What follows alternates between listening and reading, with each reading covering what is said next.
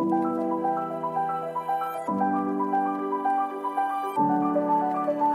of us reach a point in time where we are depleted and need to somehow find a way to reignite the fire within. But how do we spark that flame? Welcome to Reignite Resilience, where we will venture into the heart of the human spirit. We'll discuss the art of reigniting our passion and strategies to stoke our enthusiasm. And now, here are your hosts, Natalie Davis and Pamela Cass.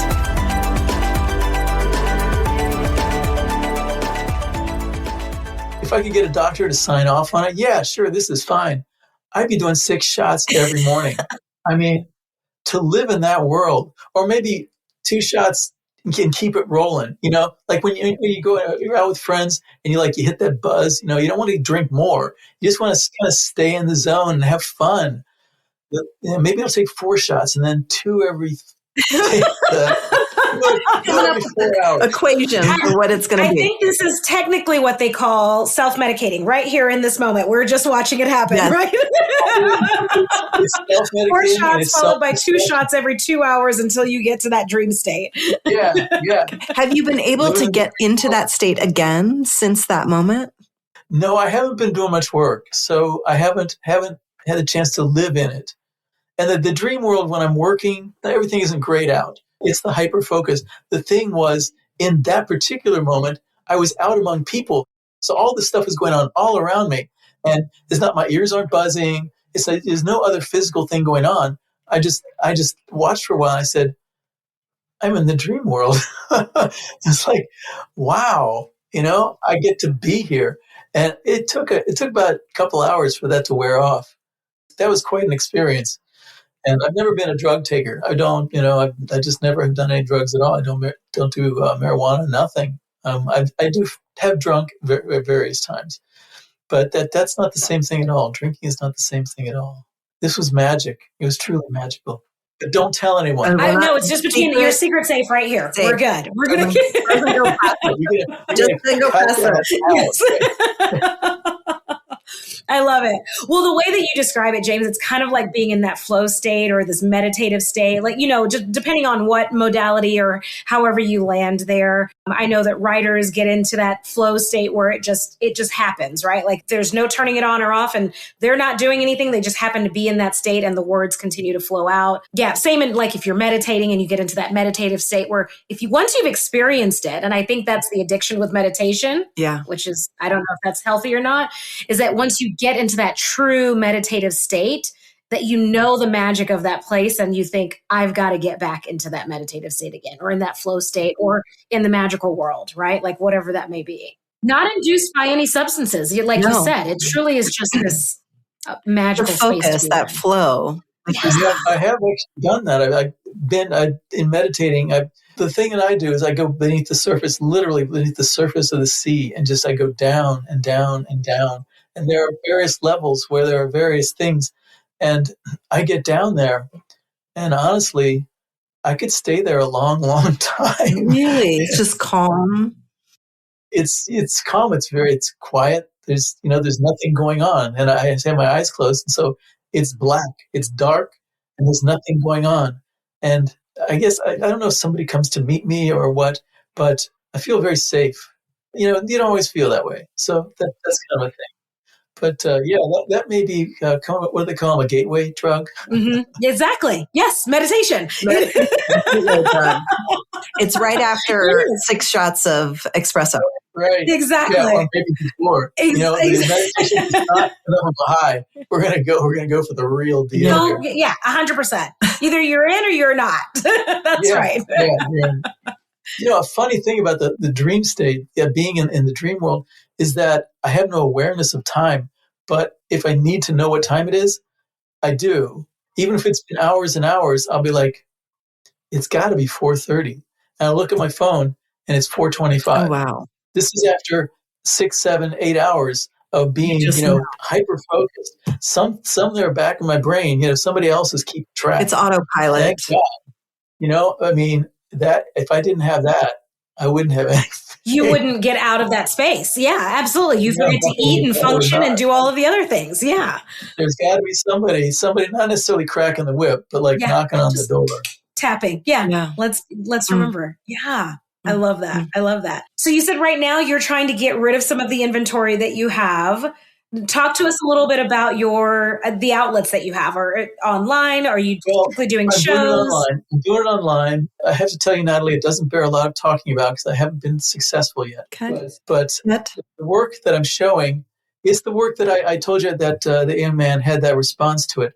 And honestly, I would go to Chamber of Commerce meetings, meet and greet, hello, that kind of thing. And I show people, and almost universally, people's eyes get wide and they're like, and they get quiet a moment. Not like that young man. I mean, he had a different response. That was a different response, but they're certainly in the same zone. So yeah, I'm trying to move merch. I'm definitely trying to move merch. The way I do it, it's kind of a two-step. The things that we haven't really talked about, the kind of the ways I've learned to bring myself up from the bottom. Do you want to talk about that? I would love to hear that. Yeah. Okay. All right. So there's basically one thing, and that is seeing the bottom as a foundation, not a launching pad or anything like that. It's just a foundation. Because in the beginning, it's a negative foundation. Wow, I'm not going to do this. I'm not going to do that. But as you start to step up, it is the base on which you build. This is what I want to do. This is what I want to do. And honestly, if you didn't have that bottom, you wouldn't be able to build the top. So that's a real fundamental thing that works for me. And the other thing is something I call the sorting game. And it sounds like pop psych, and I'm not going to put it out there as like everybody needs to do this, but it's what works for me. And what happens is that I divide the pain into 4 different categories. And the first category is the real pain. That is what I can't change. What did I do this time? What's wrong? What happened to me? That's the things I cannot change is the first bucket. The second one is things that maybe I can change. I go to people, I am so sorry, I messed up. Or go and say, I was really mad about what you did. Can we talk this through? Just whatever. Things that might be able to change. So there's that. Then the next one is really kind of the saddest long term. The things about me that I can't change that are problems. So like with me, I was saying I tend to be selfish. I just have this selfish streak in me. And I got to watch it because I will. I'll be the one to take the last 3 brownies. It's just... there, I have to watch it. And the other is I get irritable. And I think I might have mentioned that too. I remember a couple of days ago, somebody had done something small that I felt like was a little odd. And so, but I sent this snippy email. And then like a half hour later, I'm like, I did it again. Here I am. Like, all I want to do is not do that. I cannot be paying more attention to not doing that. And yet, there it is. So that's the third category. And the fourth category is a little happier. And that is the things that I didn't do.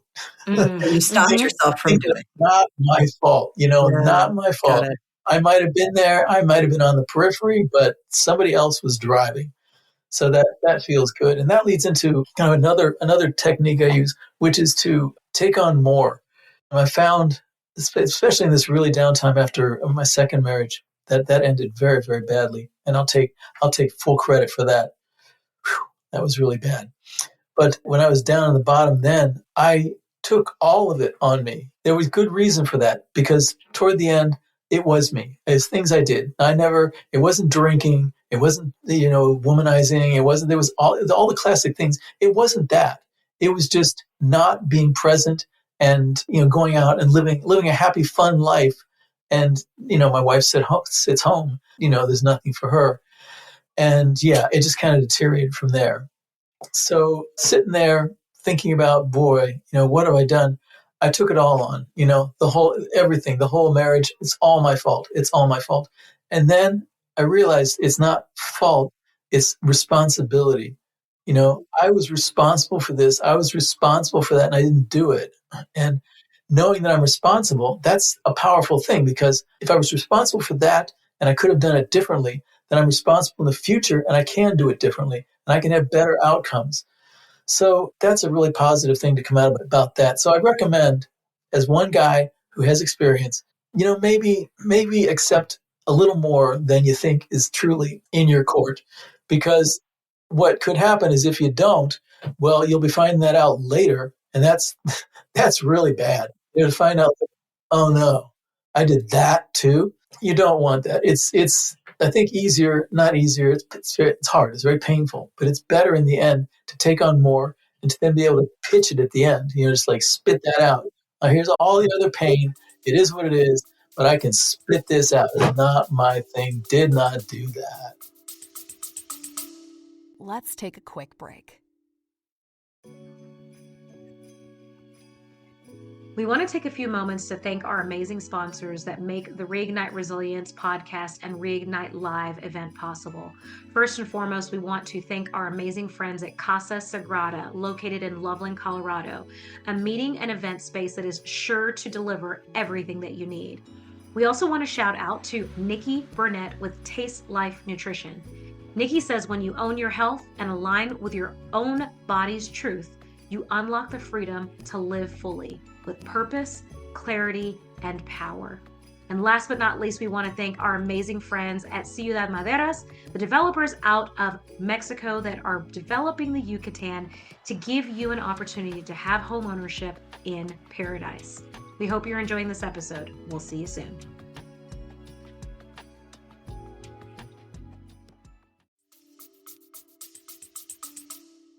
I think we're really good naturally, just as humans, we're really good at like saying that's not my situation, or I didn't really contribute or attribute to that piece. And so, James, when you say like looking a little bit deeper to understand, like, well, maybe I did have something to do with fill in the blank, like taking that moment to just pause and taking ownership of it, responsibility for it as well. Very much. And it is ownership, responsibility. When you see it that way, I mean, I'm not saying take on blame. It's like, okay, I did that wrong. I did that wrong. I did that wrong. And it naturally goes to that. I mean, even I have been saying it, but what it is responsibility. What am I responsible for? What was I responsible for that I didn't do? I mean, what was I responsible for that I did badly? Then it's a whole new game. Like blame and fault are all about the past. They're all about what went wrong. And responsibility is forward looking. It's like, okay, I can take a model here, and it may be a negative model, but I can put that into the future and I can use that. That's responsibility. That's a much better way of looking at things. You have to have a higher level of empathy as well to be in that space, right? Because it's not about you, just you. Like you truly have to think about the situation, the other people, all of that. Yeah.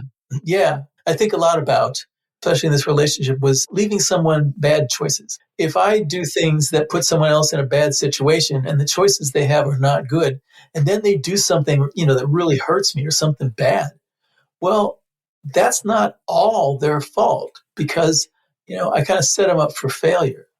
So that's something you got to look for as well. You got to look for ways that you're responsible. You're not responsible for somebody else's behavior, but you're responsible for the situations you create. It gets complex really fast. So, maybe that can be distracting. I don't know. I don't have it all mapped out, but I just try to come through with just some basic ideas that work for me. And if they can work for somebody else, something useful, that would be great. But I'm not Dr. Somebody. I'm not anything. I haven't written 3 books. You've created artwork that obviously speaks to people. So that's like writing a book. That's like doing anything. It's sharing your gifts with other people. And obviously it resonates. I feel very good about that. I'm not writing it down. I'm not saying do I'm it in a different way. To me, writing a book is artwork in a different way. I'm doing it, and people can find that it's feel as an expertise, or they can feel it as whatever they feel it as long as they tell me what they're feeling. Exactly. Yeah. That just is the tell key. me you don't. I love your artwork. Don't say that. Don't say that. Say what it is about it. Yeah, we're never saying that again. Yeah, and I know I'm probably insulting a lot of people, and people who are. I mean, I was this person. I'm sure I've done it. Genuinely want to say, you want to connect in some way. You want to leave somebody with something positive, and that's all you can think of. But it's real easy. You pick out whatever you what like it is about it. What's the thing you like most? Say, that one. I like that one the most. And here's why. This and this and this. Thank you for making that. I'm glad you made that. Have a good day. It's totally different. You're going to have a better day. I was going to say, you're going to have a deeper connection with that artist, right? Like that's huge, right? Yeah. You get to share a little bit about what they've brought out in you, and they get to see a little bit of you as well. And yeah, that's such a great connection to have. Yeah, it really is. I mean, if art fairs were that way, if there was a sign at the front when you came in, it's kind of, here's exactly art fair etiquette. There it is. We need that, and instead of people just milling around like sheep. Yes. Yeah. I'm a sheep too. I'm a sheep. I would pick up that book. I know, because I'm always doing. Can I touch it? Can I not touch it? I just want to be expressive about it. That's what I need to do. Yeah, you gotta express. You gotta express. Here's what I'm feeling, and it's related to what you did, and I hope that's valuable to you. I do like your work. I can't afford it. I tell people, one is that I have no space on my walls, and this is true. I have no space on my walls. Just be kind and say something positive. Say something useful. That's it. Something useful. It's not positive. It's like, I want to like your work, but I have this difficulty with it. Even that would be something. It's like, your colors are really dull, and that doesn't feel good to me. But it's just me. So I'm sorry that I just don't respond that well to your work. But this one right here, I love the shape of this one. I love it's something. You can interact, you can engage. And that's what makes the day for artists. Well, it makes it more genuine, because you think about how surface level conversations are with people. I love how you're dressed, or it's also surface instead of making it that deeper connection, speaking to the crux of the artwork or the crux of the person and how it made you feel when you look at it. And maybe, this is pop psychology. People don't want to feel. And maybe there's a little bit of truth in that. Because if you went from stall to stall, it had feelings in every stall. By the end, you'd be exhausted. You'd be exhausted. I think people are more about numbing themselves. Maybe I'm setting people up for failure, Yeah. Maybe you just need to pick one or two and do that. People be people. Be what you are. People will continue to be people. Yes, people will exactly. Keep people in. Yeah. Yep.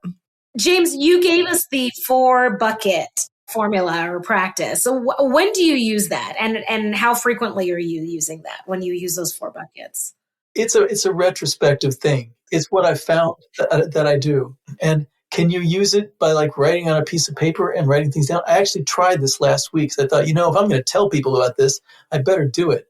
And it did shed some light on things. I mean, I didn't get to the part where this is not my fault, because I did that. Yeah. That's my fault.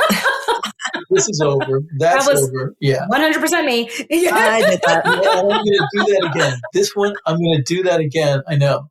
So that was pretty much, I didn't get to step 4 is I'm done. I can't take anymore. Yeah. So it's not a practice where you set up columns or anything like that. And like I said, I'm not Dr. Phil. I'm not telling you how to do it. That's just kind of how I find that I do it. And if you're finding you're stuck, that might be a way to think about it, because they are very real buckets. What you can change, what you can't change, what you may be able to change, what there is about you that you just is not going to go away, and what is not your fault. I mean, everything falls into one of those buckets. And I think that's a great way, and people can do it however, whether it's just introspective, it's writing it down, it's journaling, whatever it might be. So I think those are really, really valuable for anybody that's gone through something. I think it's especially if you're looking at stressful or hard situations or scenarios that you found yourself in, or even relationships that might have been strained, as you mentioned, that was one that you did as a reflection with your ex-wife and that relationship. I think from relational or situational, you can absolutely use that 4-bucket practice. 100%, I think because I think it allows you to learn something from the event, so that it's not this pattern that keeps necessarily showing up. Yeah, that is the goal.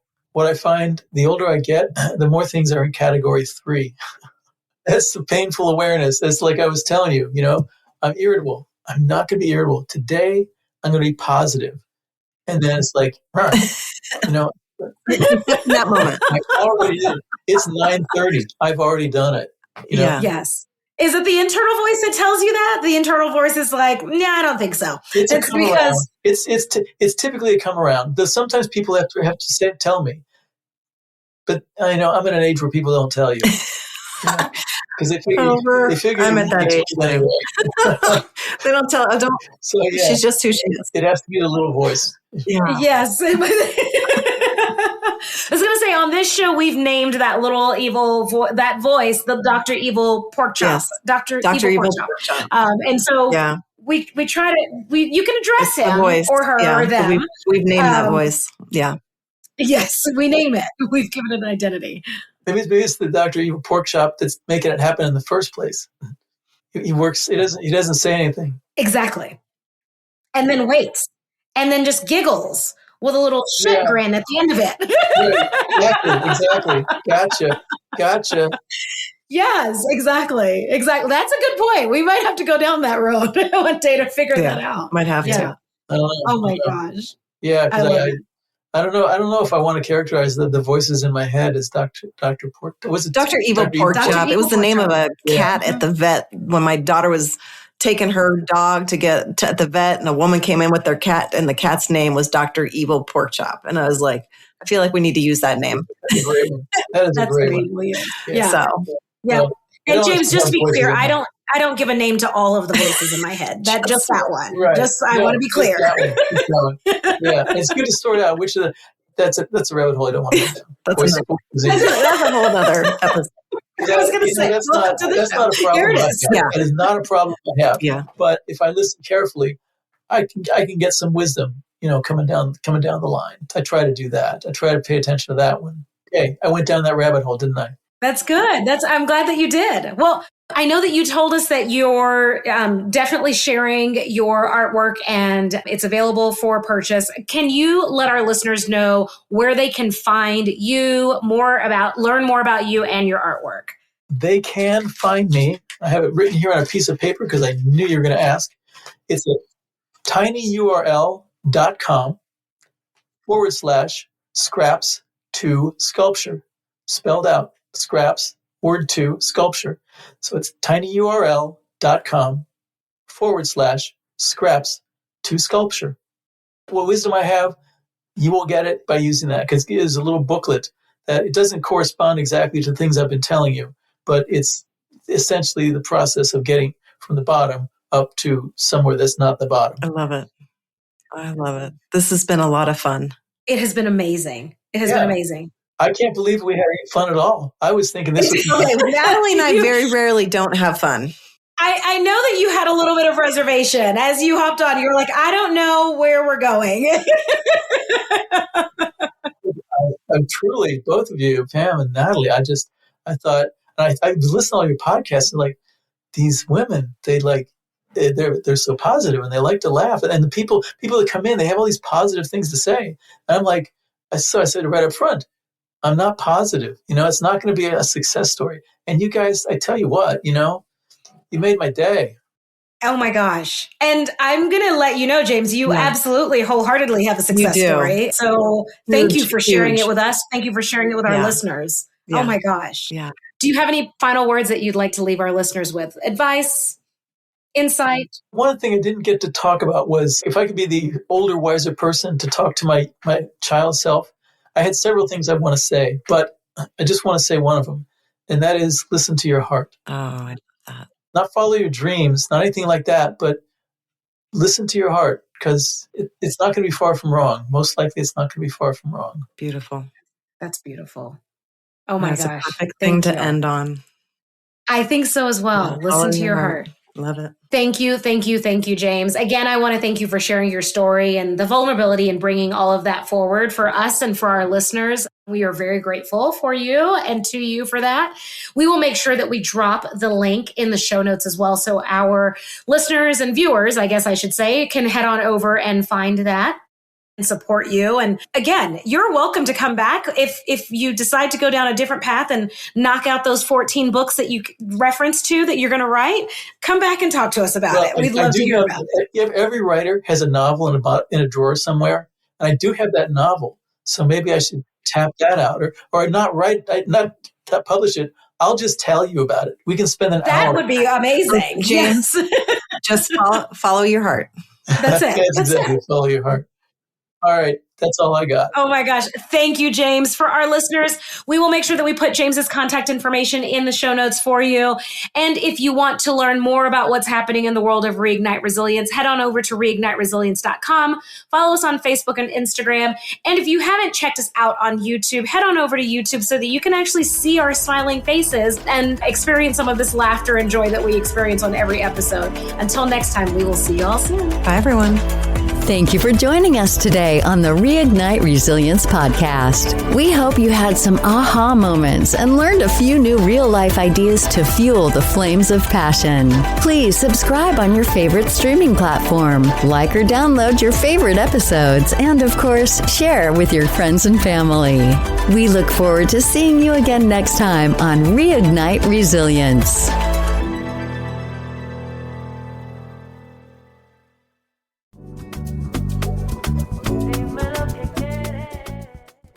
Reignite Resilience family, we are so excited to share with you that the book, The Quiet Gift, A Journey of Self-Worth and Resilience, is now available on audiobook at Amazon.